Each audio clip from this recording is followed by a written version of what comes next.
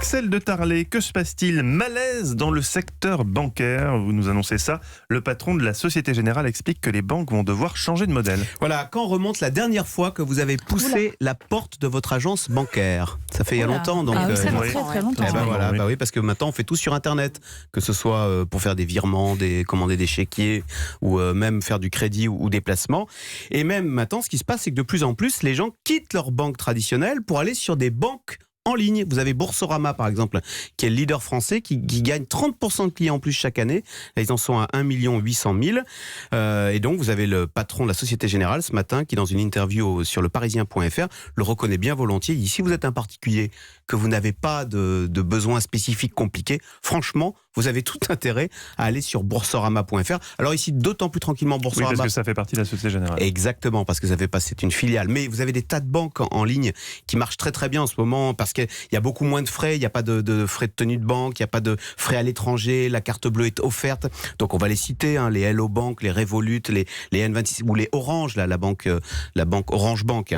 Et c'est un changement radical. En fait, si vous réfléchissez, il arrive dans la banque ce qu'il est arrivé à la presse écrite il y a une dizaine d'années, c'est-à-dire que les gens partent sur Internet et ils refusent de payer. Et du coup, c'est même un problème pour les banques traditionnelles, parce que si elles continuent d'augmenter leurs tarifs et continuent de matraquer leurs clients, les gens s'en vont. Et donc, vous avez, et pour la première fois, du coup, les frais bancaires ont diminué l'an dernier. C'était pas arrivé, alors que chaque année, ils augmentaient.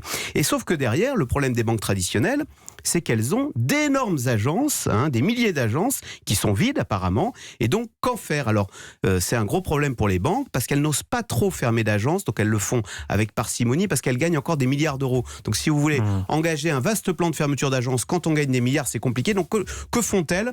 Eh bien, courageuses, mais pas téméraires, comme on dit. Elles commencent par fermer des agences à l'étranger. Donc, Bien joué. BNP est en train de fermer, prévoit de fermer quasiment la moitié, 40% de ses agences en Belgique. Par exemple, faut dire qu'en Belgique, on a des chiffres. La fréquentation commerciale des agences a baissé de 17% en 2018, après moins 14% en 2017. Vous voyez, c'est comme le courrier. Chaque année, à cause d'Internet, la fréquentation, les chiffres diminuent. Et c'est quand même une bien mauvaise nouvelle pour les banques, surtout qu'on envisage mal l'enjeu, mais le secteur bancaire emploie 360 000 personnes en France. Donc vous imaginez l'enjeu en termes d'emploi.